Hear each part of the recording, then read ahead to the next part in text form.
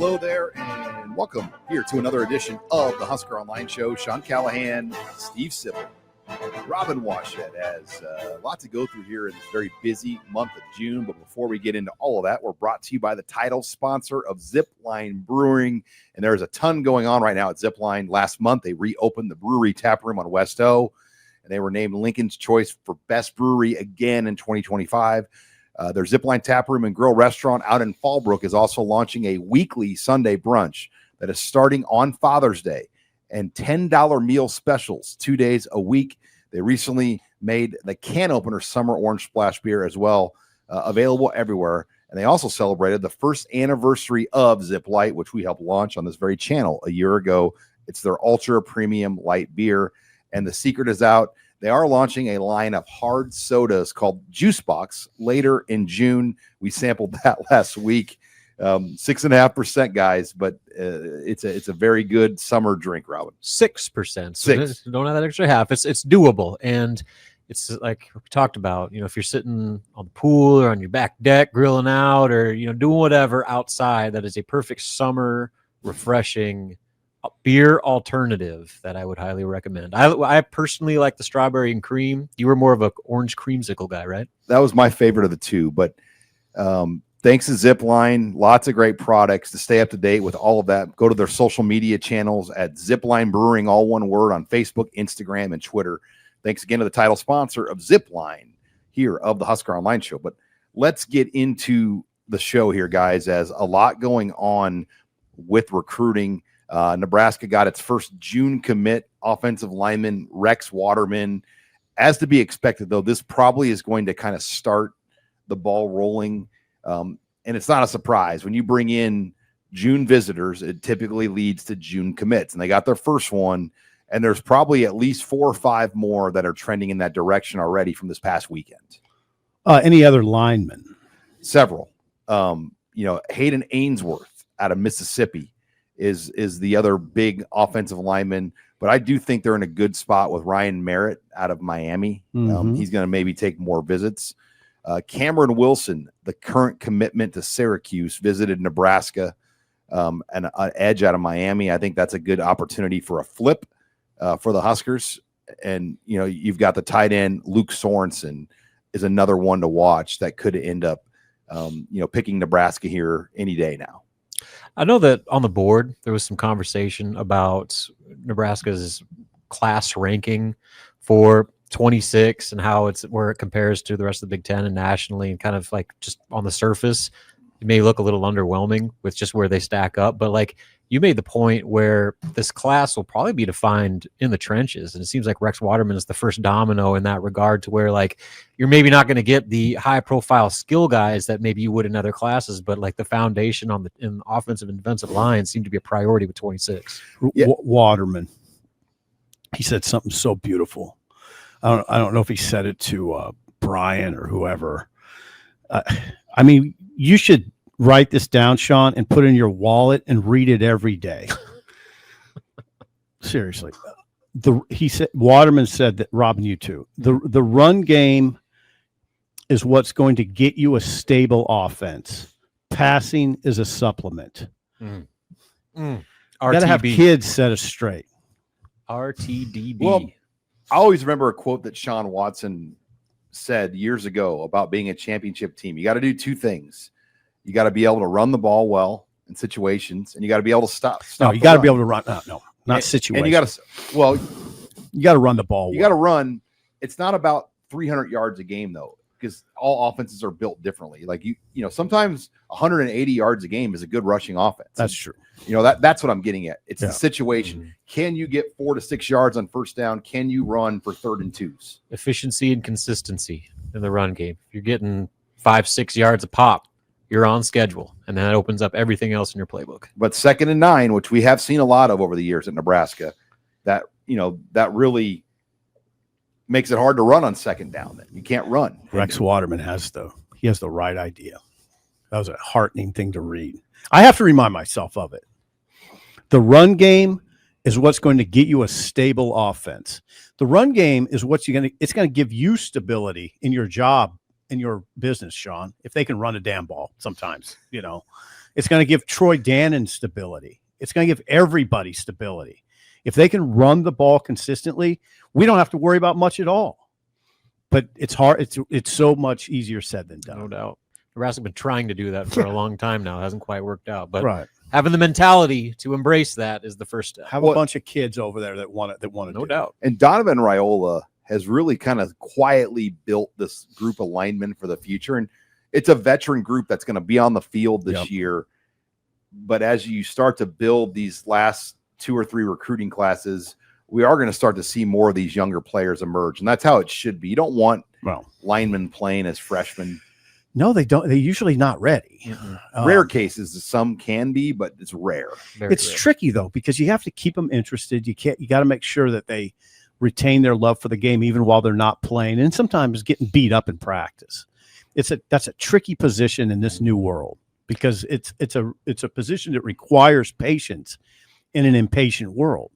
So yeah, I think Donovan has built a good culture in that room. That's what I was about to say. Like, I think you have to recruit guys that understand that. Like, if you're going to go recruit the left tackle that thinks he's going to be a day one starter, as a true freshman, and is not ready, then you're going to have problems, because then you start to get impatient and complaining about your role and that sort of thing. So if you recruit guys that understand the process, and what does Donovan Raiola say every time he's at the podium? The process. Just trust the process, and they have a way of doing things. They have a mentality that they want to recruit to. And it seems like guys like Rex Waterman fully embrace that before they even step on campus. And it seems like that's kind of a priority in what they look for in linemen. It's not just getting the most talented guys. It's getting the players that understand what Nebraska's offensive line is all about, both on and just from a culture standpoint, like you said. Guys, there were 3 4-stars here this last weekend too. And that, none of those guys are, in the trending. One of them is a commit to Nebraska, CJ Brownell, and I think the visit went really well. But again, what does that mean? We don't really know, because recruiting is now more than about the visit went well. He's a 6'1" corner, right? That runs like 10-2. Got to fight for him. So probably not going to be an easy fight for that kid, for anybody. Kelvin Obot, tough fight. A top 100 lineman out of Fruitland, Idaho. And then, have you ever heard of Fruitland, Idaho? No. So who do you got? Who do you got to wrestle him from? Yeah. And then Brian Bonner, the talented California West Coast running back. Now, Nebraska will have a running back scheduled to visit each of the next 2 weekends. So Bonner is clearly their, I think, top priority. But they've got another guy coming in, and then another guy coming in after that. So those are the 3 4-stars that were here that you're kind of waiting on. But I think when you get down to that 3-star group, they did really well. Almost all of them. Kason Thomas told our own Steve Wilfong, the linebacker out of Archbishop Sioux City Heelan High School in Sioux City, Iowa, that the Nebraska trip's going to be hard to beat. Oh, he liked it. I mean, he's going to go to Iowa and Iowa State for his visit still. See, you got to wrestle them. There's a lot of wrestling that you have to do to get these good players. Back to that offensive line discussion, we talk about like putting a redshirt freshman at center. How about a redshirt freshman at center against Mason Graham and Kenneth Grant? What happens? Oh yeah, we've seen it. Yeah, no movement. You don't move them. Nope. Or worse, you get mauled. Or the movement goes the wrong direction. Lose your confidence completely. So yeah, but I do think Donovan's doing a good job of building that line. So there's a lot to follow, as there'll be 2 more weekends of official visitors. But I would say, as expected, the first weekend went really well. Now it's on to the next one. And what will that commit number be when it's all said and done? All said and done June? And 4th of July. But, so, there's going to be guys that make announcements by July 4th. There might be some that hold out to August. I mean, you just, if you're Nebraska, you've got to get a good feel for those situations, because spots will be limited as we move into this 105 world. You can't really take too many projects anymore. Yeah. But people they got to get used to hearing that. And you need to say it a lot. We need to say it a lot. I mean, we watch, Sean, we go over those camps, and you literally see guys that in the past Nebraska would offer, and they're not getting offers. Mm-hmm. I mean, you see them. They're pretty good. The in-state especially. Yeah. It's to have 12 plus guys that are Power 4 in the state, and maybe only 1 or possibly 2 are going to come to Lincoln. Mm-hmm. Let's get used to it. But it's a different world. There are good players that don't get offers now. Yep. But that's what happens when you're not chasing. I don't know. You're chasing Oregon and Ohio State. You can't win with anybody. You got to get guys that are kind of like theirs, right? Well, I think you can make a case the last 4 or 5 years, the in-state results don't really yield that you take more.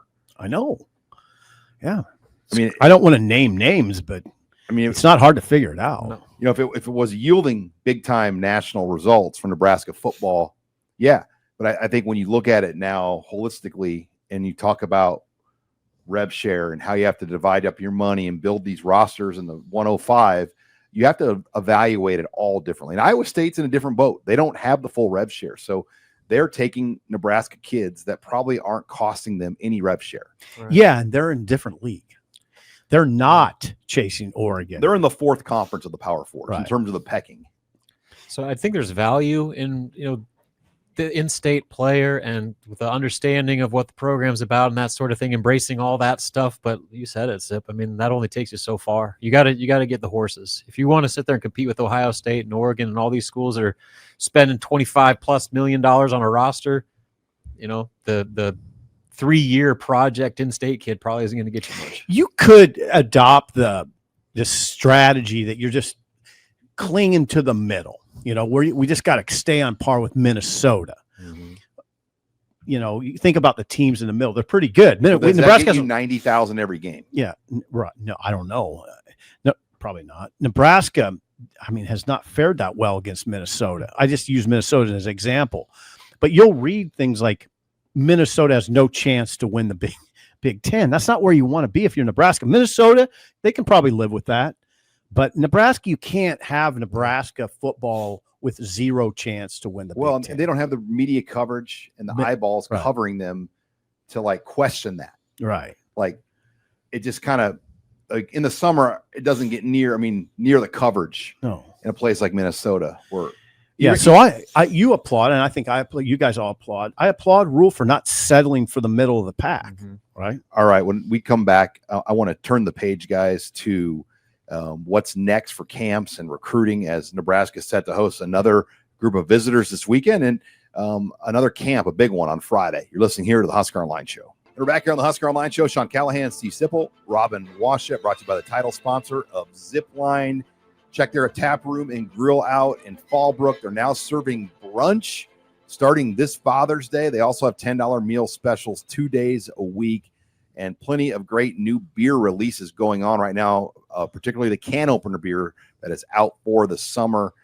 Thanks to Zipline. We're also brought to you by Omaha Steaks. It is Father's Day.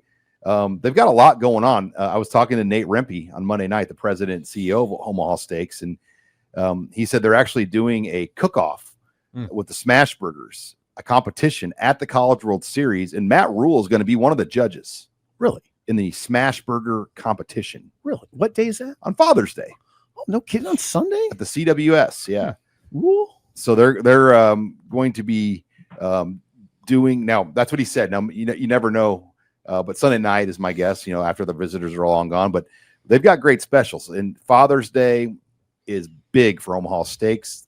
A lot of discounts, but also right now with Husker Online, we're going to give you $35 off. $35 off your box. You use that promo code HuskerOnline at checkout to receive $35 off. Your heavily discounted box are ready at omahasteaks.com.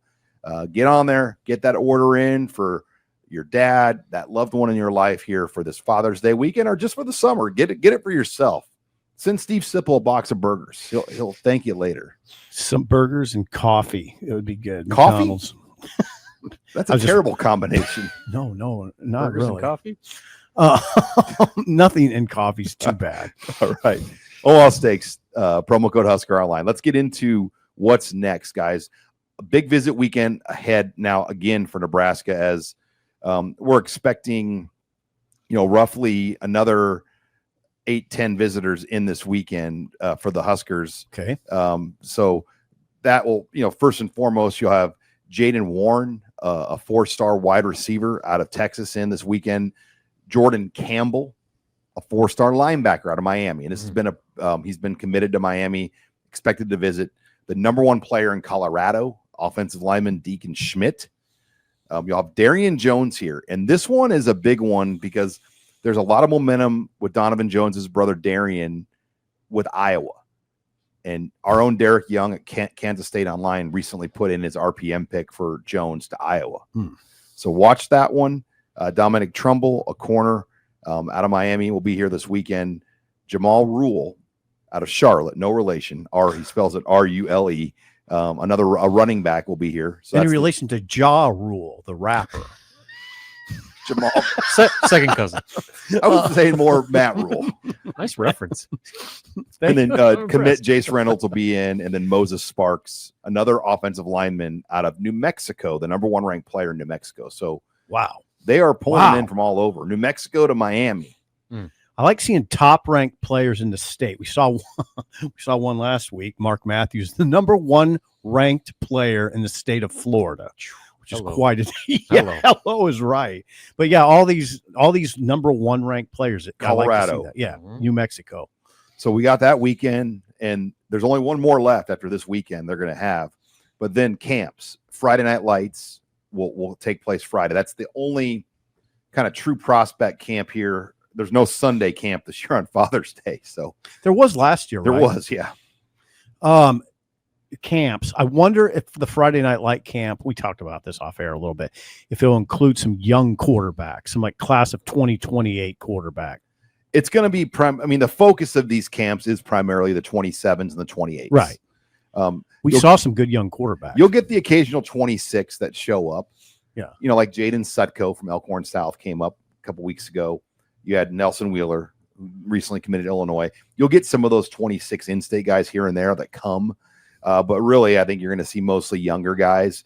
Then they just have one more to go, a Thursday night throwdown along with the transfer portal postgraduate camp. I think those quarterbacks, Rob, are huge because you got to get in so early on them. Mm-hmm. So we were watching guys that were going into their sophomore years. Sean, I don't know if you have those names in front of you, the guys you wrote about in your notebook. There's two kids from California that were coming off freshman. Well, Travion Towns. Yeah. Travion Towns, who has big time offers. Aiden Edwards. Yeah. I mean, these guys have like Penn State, Oregon, Ohio State type offers. They were throwing, Rob, and Towns looked like, I don't want to say he could play right now, but he's going into his sophomore season, and I was astounded by how good he looked. Well, Hunter Fujikawa also got offered as a 28 out of Hawaii, and he's probably the number one player in Hawaii. So got to get on him early. They did the same thing last year with young quarterbacks, and it doesn't necessarily mean like they would take their commit right now. You just kind of throw your hat in the ring and kind of see where it goes. And then you get Trey Taylor. Right. By the way, Taylor's been gigantic this month, and he will be there Friday night, right? I think he's just down to compete in all the camps. Yeah, he flies in for every camp. That's crazy. Again, I think we talked about this last week, but just like having a player like that is so proactive in helping recruit to the program, the peer recruiting aspect of it, and a player that's doing that and has that type of profile, that's a nice little ace in your sleeve. It really is, Rob, and just his willingness to be here all the time. He doesn't have to commitment. I mean, there's a commitment, but then there's that level of commitment. Right. That's different. Like seeing him on Sunday at camp again was kind of like, whoa. Seeing him work with Gramstad, seeing him work with Sukup. I mean, it's almost like he's part of the team already. He did 7-on-7 all day Friday. He hung out and spent the whole time at the Huddle recruiting symposium. Right. And then he comes back Sunday and camps. Right. I mean, and he's the best guy there. You see sometimes kids like that, like do all that sort of stuff for like the social media clout and for the celebrity aspect of it. But then when you back it up with actually showing up and participating in camps and doing all those, like the actual like work that comes along with that, not just trying to get likes and retweets and get selfies with fans. Like that's the next layer to what Trey Taylor's doing. And I think that's the nice add on to having a guy like that can help you build for the future. He's putting in hard work. I hope next year when they do the 7-on-7 that he just plays in it again. And I mean, I know I imagine he will. I imagine he will. And I thought it was fascinating when we talked to him in our interview after the fact that, there was a concern, like, what if this doesn't look very good? Because you didn't know these guys. Good point. Yeah. And then the hot takers and, Right. overreaction people that, oh yeah, he's not. I mean, you hear that. Like, there's a lot of naysayers. What did he say though? He wasn't worried at all. No, he's really confident.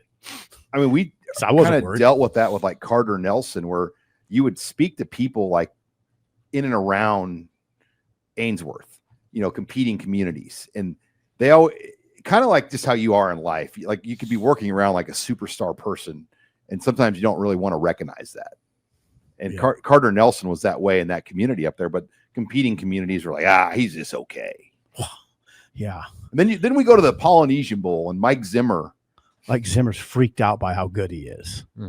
And you watched him. He was like, I thought there was times he looked like the best player on the field. And there were all 4 and 5 star guys. That's when I kind of knew, by the way. That's when I started my Carter Nelson's Gotta Play campaign. I mean, he looked like the best player on the field at times. And Trey Taylor, now we got to see that. Yeah. And Ahmad Hudson and Trey Taylor on a field full of 4 and 5 stars look at the 2 best guys. Exactly. Yeah, when you see him in camp, I told Sean the first time I saw him in camp, the week before the 7-on-7, I said, oh my God, I haven't seen a lot of that here. I've seen some of that, but he's got a super live arm, and he's just very natural, very fluid, and he's very composed. He's got the whole picture's there. Now, you know what he's got to do, though? We never talk about this. He's got to go win this year. I think they have a pretty good team at Mark Calmore, but they were 4 and 6 last year. Carmel Catholic. I'm sorry. It's confusing because there's a lot of Carmel programs. That's the first time I've slipped up today, I think. Except I was a little late and heard about that.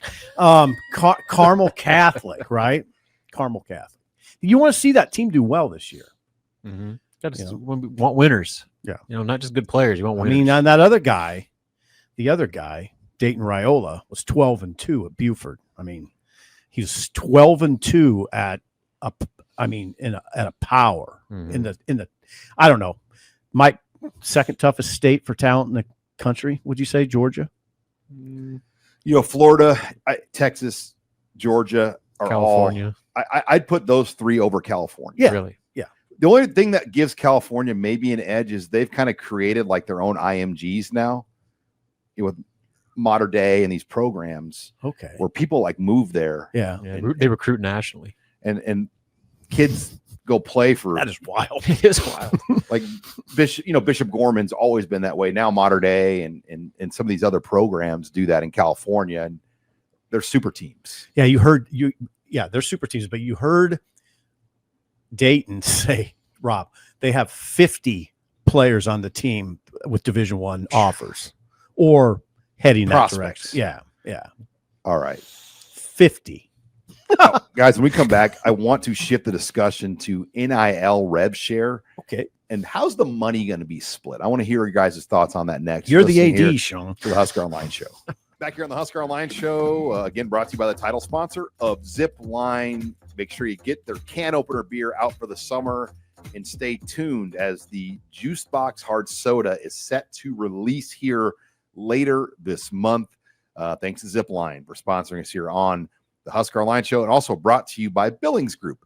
They're a trio of financial advisors made up of Lance and his 2 sons-in-law, Josh and Nate. Yep, sons-in-law, 2 of them. They're based in Salina, Kansas, because someone has to be, and they serve clients in more than 10 states, including places that you've heard of like Nebraska, Colorado, and Texas. They do financial advising, coaching, and investment management. Basically, all the stuff you should be doing with your money, but probably aren't. Nate's a lifelong Nebraska fan, and he's a longtime listener here of the show. If you've ever watched Nebraska football or the stock market, you know both can be emotional roller coasters. That's why Billings Group is here to walk you through all the highs and the lows. Billings Group, financial advisors by your side for life's journey. They don't offer therapy, but they are good listeners. Visit them at billingsgroup.com. Securities offered by registered representatives through Private Client Services. Member FIRNA SIPC. Advisory services offered by investor advisement representatives through RFG Advisory and registered investment advisors. RFG Advisory, Billings Group, and Private Client Services are unaffiliated entities. Nice. Bam. Did I get that one? Bam. You're definitely better than the other day. I'm getting it down. That was good. All those Day by disclaimers. day. I thought for sure when I heard that on the radio that they just sped up the sound. I do so many of them. Like last night, I recorded for 3 different things in my basement. So like you kind of just get used to. God dang! Like when you do like the stock numbers, like on the the stock numbers. Yeah, That's what I thought. your I thought they. ads that you I, do. I Stock thought number they, G8394882.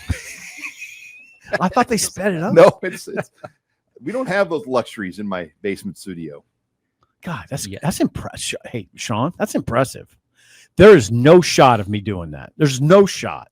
I'd have no shot. It's like just making your wife's order at Starbucks. Yeah, I have. 50 strawberry, fresh, light base, extra water. It's like you're Peyton Manning spiting out a play call. Yeah. Text me. It's like a John Gruden play call. Yeah. All right, let's get into this discussion, guys. I want to hit on rev share and NIL. Okay. And, we know July 1st is coming around the corner. We know Nebraska will have $20.5 million to spend. Now, one thing I guess I didn't realize this, but if you choose to pay the Alston money, which is about $6,000 per student athlete, that will come off the 20.5. So I don't know like all the parameters of like how Nebraska The Alston money. The Alston money that athletes were paid, probably 5 years ago. They get essentially an additional $500 a month. Okay. And that money counts as with this 20.5. It's all together.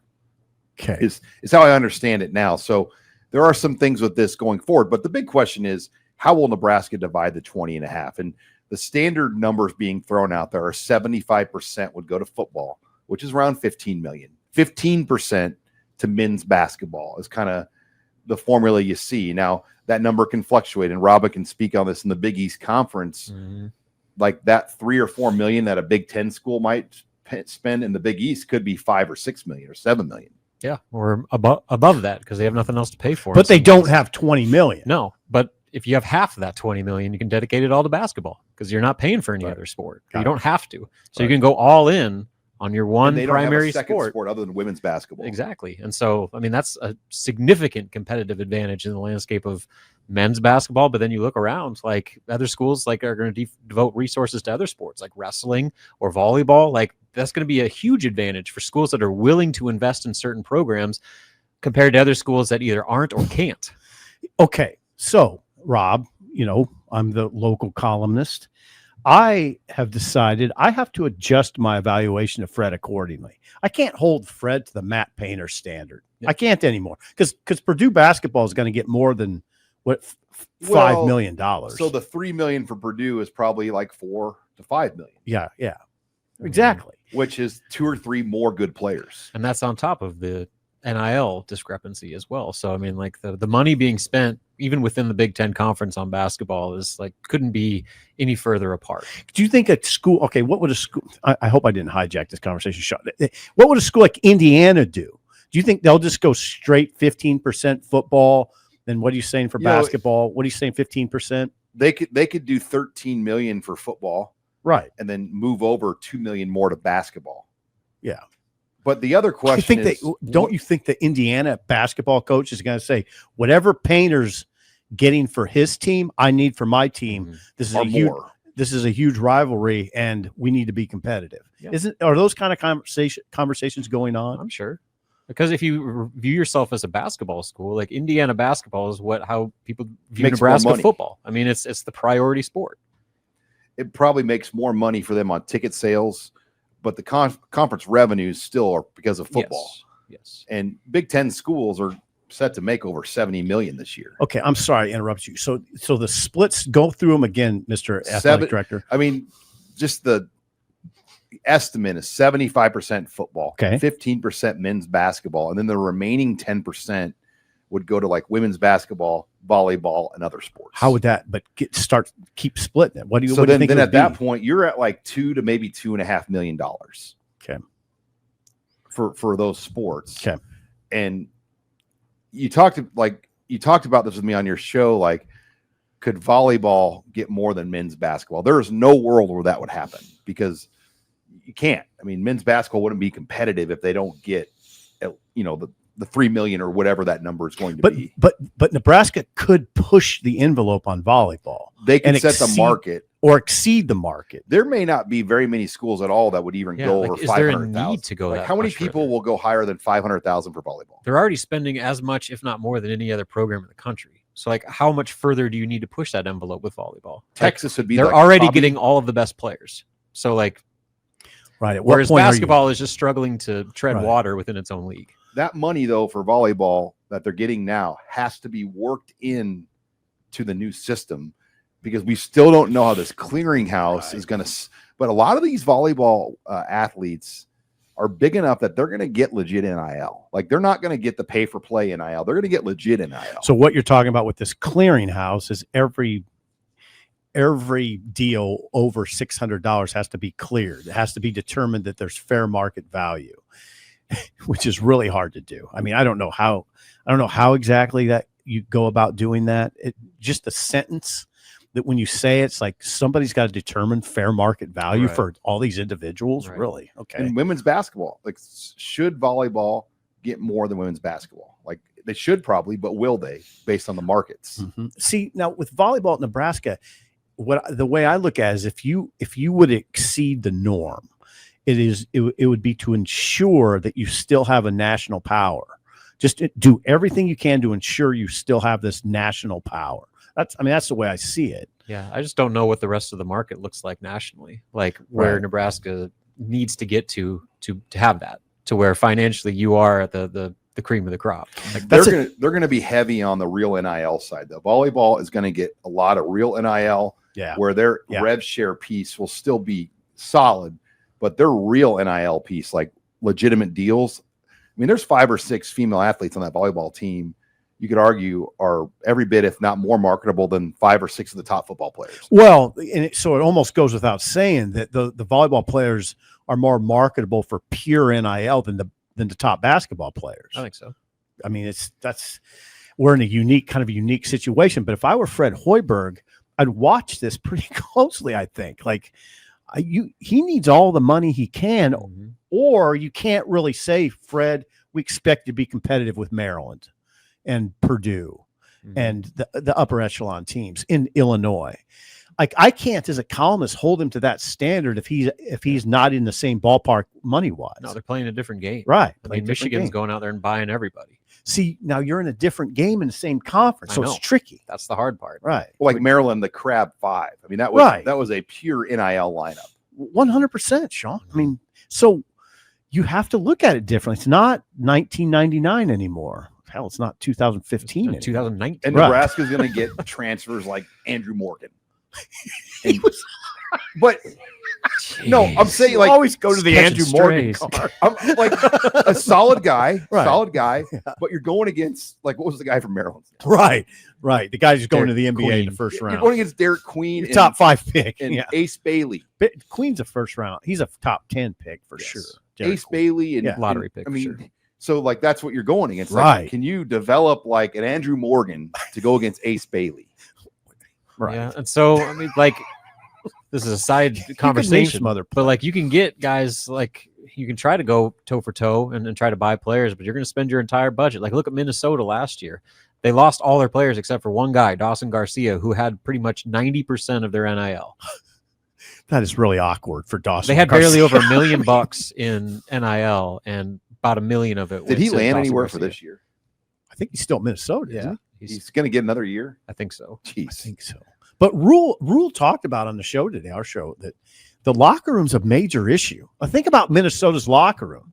Garcia's getting 90% of the money. I mean, that's one guy. Well, and then baseball and wrestling are the other two. Yeah. What do you do? And I think the reality is they don't get the true rev share probably, but they get more scholarships. That's probably where it goes with them. We've had Mark Manning on this show, and he said that they're going to get, what did he say, 2 more? Yeah, I think so. Yeah. So they're going to have like 12 Scholarship. scholarships versus what, and that gives them a lot. That's a lot in wrestling. Yeah, The you only extra have 10 scholarship. weights. Yeah, or exactly. That's a It might have huge- been 13. right. It's 12 a huge, or 13. Yeah. And then baseball is at 10.7 or 11.7, whatever the number is. Like what?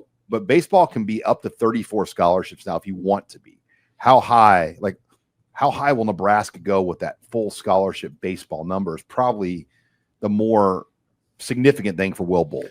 I got a question, Sean. I think you can answer this. You understand this stuff at a pretty high level. So what Texas Tech did with that softball pitcher, Kennedy, they just had a big booster, just pay. Yeah, one guy. Now you can't really do that in this new world, can you? It's got to go through the clearinghouse. Got to go through the clearinghouse. I just don't. You can't just have a booster funneling money to somebody. Could you back pay it though when she's done at Texas Tech and say, and Ooh. the minute you're done playing, we have this check? Oh God! See, that's a back. I don't know. Did you see the thing today where a group of female athletes are like appealing the ruling on the court ruling The House. about that? Yeah, about the settlement, and saying like basically trying to reevaluate that whole thing, and that might put a pause on some of those back payments. Yeah, for Title IX. Title IX issue. So I mean, like we haven't even come close to having resolution on all this. All right. When we come back, we'll bring in our expert on women's sports, Abby Barmore, Yes. as we take questions in the mailbag. You're listening here to the Husker Online Show. Back here on the Husker Online Show, Sean Callahan, Robin Washett, Steve Sipple, Abby Barmore, brought to you by Zipline. Get out to Zipline, to their great tap room and grill in Fallbrook. They're launching brunch starting here on Father's Day. They also have weekly specials on the menu for $10 2 days of the week, and all of the great Zipline beers on tap. And remember, the JuiceBox hard soda is set to release later this month. We got a little bit of taste of that, and you're going to have that with you for the summer. Were those the official cans that we saw? Well, we've seen a mock of the can. Okay. Of the hard sodas. Yeah. Oh, there you go. That's the cans. We drank like a test version that was in a separate bottle. We didn't get a can. The canning hadn't started yet. So those are Straight from the tap is what we got. It's pretty good. Those are pretty good summer drinks. I'm not like huge on like the fruity beers, but that was like I could do one or two of those. It's a change up. They're going to sell them in 4-packs, and it's 6%. That's all you need is one or two. Take it to the pool, take it to the boat. Oh, you'll get buzzing pretty quick. 2 of those, and you set the tone real nice. You're not letting Sip drive the motorcycle. No, and Sean always says, "Well, I get loud when I drink." Do you? Yeah. Okay, Abby, let's get to the mailbag. What do you got? Okay, what are your thoughts on Dylan Raiola being selected for the Manning Passing Academy, and when was the last Husker quarterback to be invited? Oh, Adrian Martinez. Adrian, yeah. Pretty much every returning Nebraska starter gets invited. I mean, like Adrian Martinez went to that. Did Tanner Lee go to it? Tanner Lee went to it. Taylor Martinez was invited. If you're any kind of notable returning starter, and I think Taylor may not have went. Taylor Martinez. And he was blunt about it to me. I asked, and he said all it is like a thing for Manning's people and the agents that work with the Mannings to like get to meet the quarterbacks early. Like Taylor's beautiful because it is like the agency of Manning. They're all involved, and they get to meet these quarterbacks and get introductions to them. But there's also it's work. I mean, they go to this camp, and you're a counselor, and you know, like our photographer Casey Fritton, his son Colin went to that camp years ago with one of the Hausman boys. They both went out to the camp, Joey Hausman's sons, and they went out to it. And what's the quarterback for the Jaguars' name? Trevor Lawrence, Joe Burrow, Adrian Martinez. They were all there, and they stay there for the 4 days. And they have groups and they're counselors. I mean, it's a great. There's value there. They get paid. I'm sorry. Do the college players get paid? I don't know that. I don't know how that works, but there's a competition and whatnot. And you know, that was the year Joe Burrow ended up winning the Heisman. And for Colin Fritton, who's now at Northern State playing receiver, but it was cool for him. Oh, sure. To like work with those guys. Mm-hmm. Yeah. So if you're a family member, if you have a son that's like an 8th, 9th grader, that's a great camp to go to. Go out to Thibodaux, Louisiana. That's where it is. Sure, it's not hot there at all. No. Pleasant this time of year. Move on, Abby. Okay. Oh, you took the reins there. Good job. Okay, next one. Do you foresee any other Husker football numbers being permanently retired? There's only 3 right now. Permanent. Maybe Sue if he makes the NFL Hall of Fame. Yes. Which seems like a no-brainer, right? I don't know. Not the NFL Hall of Fame. Yeah, well, his accolades compared to other players of his position are better that are in the Hall. It's a matter of if he gets in on like what ballot. Like, is he a first, second, third? I mean, Right. Or is he like a late edition like Mick Tingelhoff? Is like, his reputation going to hold him off a class or two? That's what I would wonder. You're talking about the NFL Hall of Fame. NFL. I've read that it's not a slam dunk. I've read that From college and who wrote that? NFL. It was the last thing I've read. It was an NFL type website. It was reputable. I wondered about it. his stats and Pro Bowls though are equal to Hall of Famers. Yeah, he got his ring. We'll see. I mean, I think he should be. I'm not suggesting that I don't think he should be in the NFL Hall of Fame. I'm suggesting that I've read it's not a slam dunk. So you think that it's contingent on the NFL Hall of Fame for Nebraska's sake, retiring that number? I think that's what, when they retired Bob Brown, which was a big deal because that was only the second number ever permanently retired where nobody could wear it. The reasoning they gave then was he was the first Nebraska football player to be inducted in the NFL Hall of Fame. So I think Sue's got a pretty strong case as it is. NFL Hall of Fame, it's a no-brainer decision for Nebraska. Johnny Rogers is the third, and that's where it's at now. It's a huge decision to do that. I don't think anyone would question it. I don't. Like, who is going to get mad that Sue gets his jersey number retired in Nebraska? I think everybody would be like, yeah, duh. That's my thing. Like Crouch, Frazier, some of those guys, like it's just different. Because I think Sue had the complete body of work. Sue had a level of dominance that we haven't seen in a generation. Like if Levante David was here for 4 years, you wonder. You wonder about that one. Oh yeah, boy, it's a big. I'm sticking with. It's a huge decision to do that. Like Peterson really ruffled feathers. No Frazier. I mean, when Peterson put Bob Brown's number permanent. I mean that. Because there's a lot of good players that played here. Right. Exactly. That's why it's a very weighty decision. That's, I'd have to think about it a little more. We just took a question on June 11th. I wasn't fully prepared. If you did it though, I just don't see any pushback. Like who would? I just don't understand. Like you could make a case for other guys, but no one's gonna be like, no. Well, I don't think you're gonna get pushback, but there's a lot of players you might not get pushback on. Would you get pushback on Frazier? I mean, if Did you're you talking, win the Heisman though? Yeah, no Heisman, no NFL career. Like, what are you basing it off? What's the qualifiers? Impact on program. So Sue. Yeah. Well, Frazier's in the Ring of Honor though. Yeah. Weight room's named after him. Like Frazier is on the ring. It's just the jersey discussion, I think, requires the ultimate level of achievement, which NFL Hall of Fame.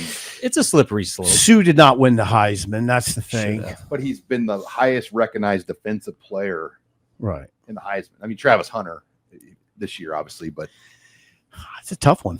I mean, he's regarded by many people nationally as one of the greatest defensive linemen or defensive player of the last 25 years. And at one point, he was the highest paid defensive player in NFL history in terms of career earnings. I know others have passed that now, but he was at one point. I don't want our commenters on YouTube to come at Sipple with, I guess you just do wow, why Sipple? I'm not.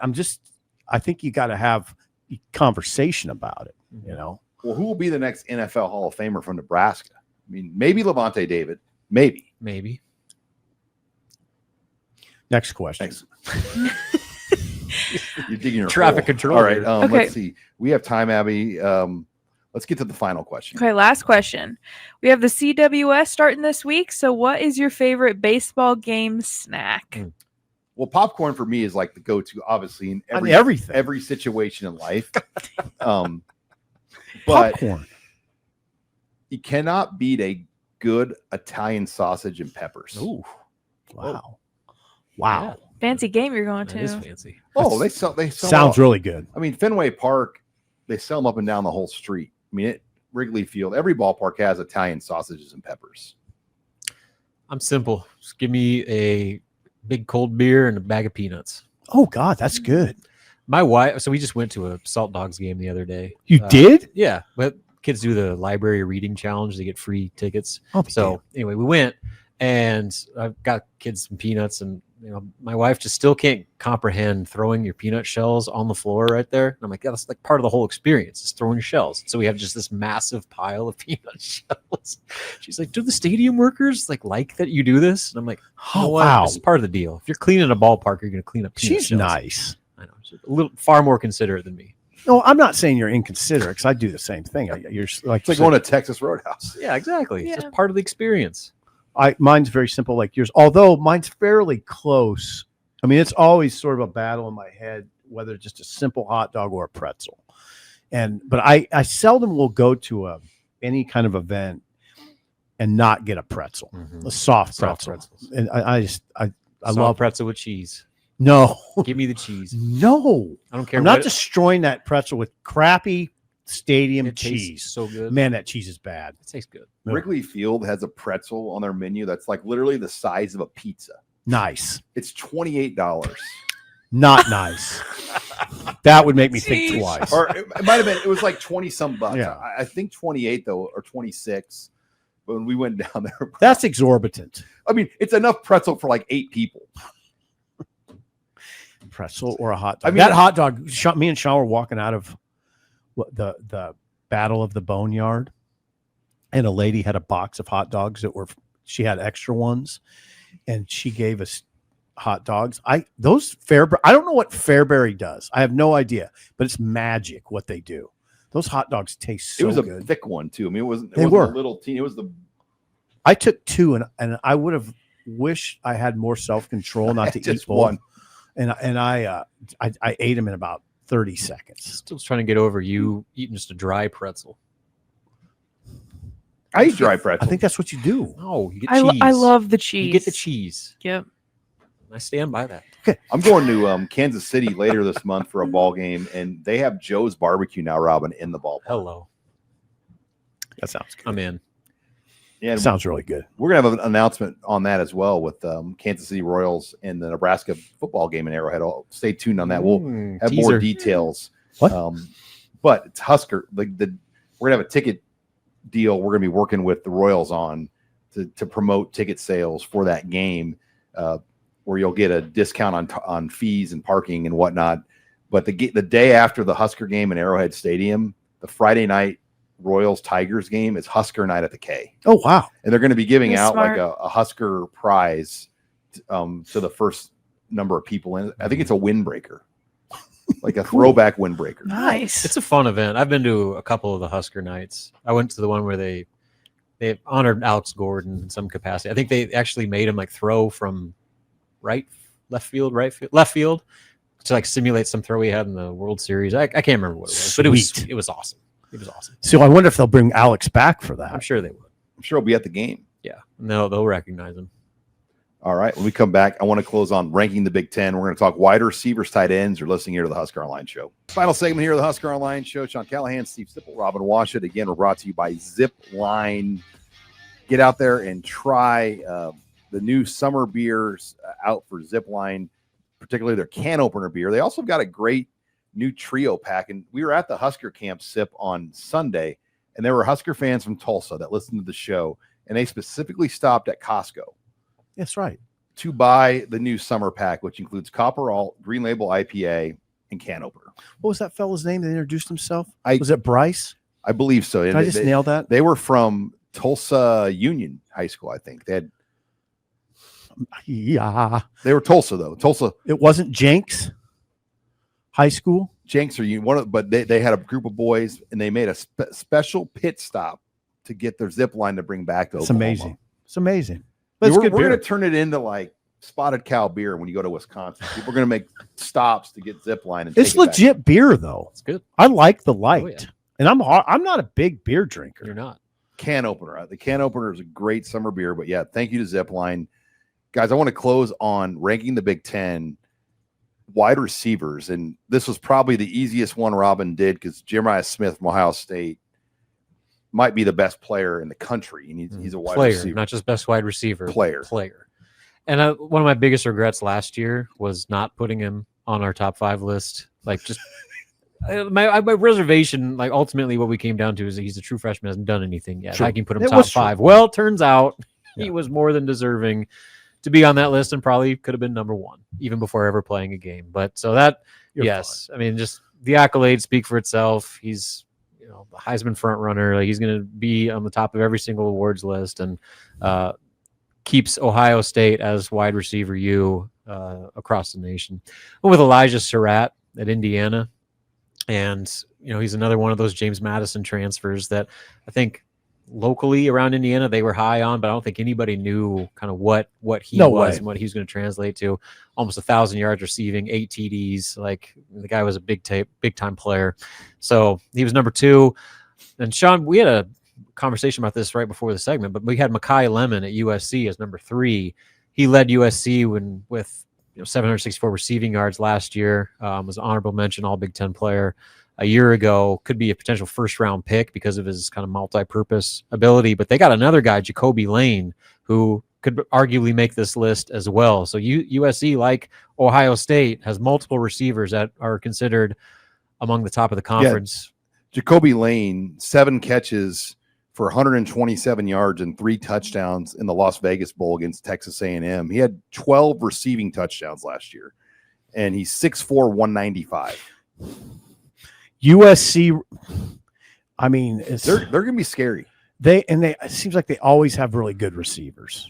I mean, going back to when Nebraska went out there and played in 2005, they had that big kid from New Jersey. They always have good receivers. Mm-hmm. They pick and choose. You hope the wind is blowing like crazy when they come to Lincoln to kind of throw off that passing attack. Yeah. So another Ohio State receiver, Carnell Tate, comes in at number 4. Tate. And so basically they went from Smith and Emeka Egbuka to Smith and Tate. Arguably 2 of the best receivers in the country. So the rich continue to stay rich with Ohio State. And then Denzel Boston rounds it out from Washington. He's another kind of 2-headed monster with Giles Jackson last year, but he emerges their clear number 1. He's been there. He's one of the longest tenured players.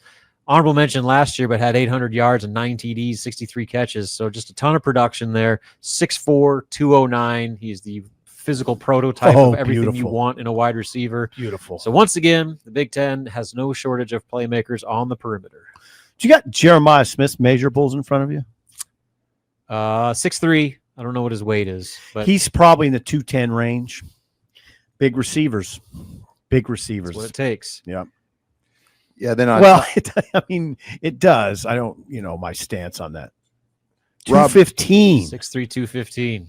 Robin, Dane Key, was he close to making this? He was. He was in contention, and you could probably make a case for him to be on this list. But, who do you take off in that conversation? Like, we already talked about USC having 2 guys. One of them got left off. It's hard when a conference is as loaded as the Big Ten is. And there was other deserving wide receivers. I don't have the list in front of me. The Syracuse transfer to Penn State. Yes, that's a good one. So Dane Key very well could work his way to being a no-brainer. What are you doing not having him on your preseason list? But for now, he's got to earn that. Oh, God. If you make the top 5 receivers in the Big Ten, hello. Yeah. You're a potential first-round pick. Conference. Right. You're a first-round pick. Yeah. Pretty much, right? I mean, close. You're an all-American level player. Yeah. I'm looking at least 3, maybe 4 potential first-round picks on this list. Tight ends the same way, Robin. Max Clare at Ohio State. A transfer from Purdue to Ohio State. He's a stud. And then you have Kenyon Sadiq. I should have let Sipple do that one. So, yeah, Oregon, just talk about having multiple guys. I had 2 Oregon tight ends on this list. Kenyon Sadiq. Great. And then Jamari Johnson, who's a transfer from Louisville. I mean, they – if you create tight ends in a lab, those 2 guys. They have 2 top 5 guys. Yes. That's wonderful. Who's Iowa's returning tight end? It's not Lachey, is it? No, Lachey's gone. Not nobody on the list. Not a guy that made the list. So Max Clare was the no-brainer. He was the best tight end, one of, in the Big Ten last year at Purdue, in an offense that couldn't do anything. He was the one weapon that they had. And now he's going to Ohio State, where they just breed NFL tight ends every single year. So look for him. You talk about potential first-rounders, all-American type players. Max Clare is going to be at the forefront. 6'4", 250, can do it all. Can line up and be a traditional run blocker. He can play out in the slot, just everything you want in a tight end. With Sadiq, a lot of those guys, I'll go talk with the Oregon guys. Sadiq and Johnson, a lot of that is built on potential just from their athletic profile, and then Oregon's offense. They're another one of those offenses that if you get the right player at that position, they're going to thrive. And so if not both those guys could be as good as there is in the conference at the position.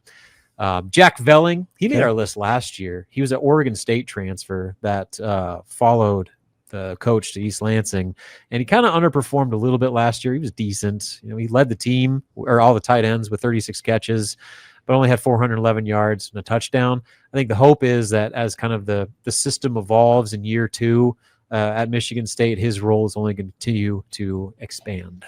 All right, lots to follow with those Good job, pieces. Robin does a great job kind of God. spearheading the rankings team on this. It's no easy task because as the league gets bigger, it gets harder. I know. You're talking about you got to pour through a lot of guys. Basically, you're taking the Pac-12's best teams and adding them to the Big Ten. And then, like, The trick is if you miss somebody, you hear about it. Yes, the hardest part's the lines, with all the shuffling that goes on, on both the offensive and defensive lines, like trying to figure out who's an outside linebacker, who's an edge, who's an inside linebacker, who's a guard, who's a tackle, like just because guys play multiple positions so often these days that the true wire-to-wire starting job just isn't there like it used to be. All right, lots to follow with Husker Online. For Abby Barmore, Steve Sipple, Robin Washett, I'm Sean Callahan.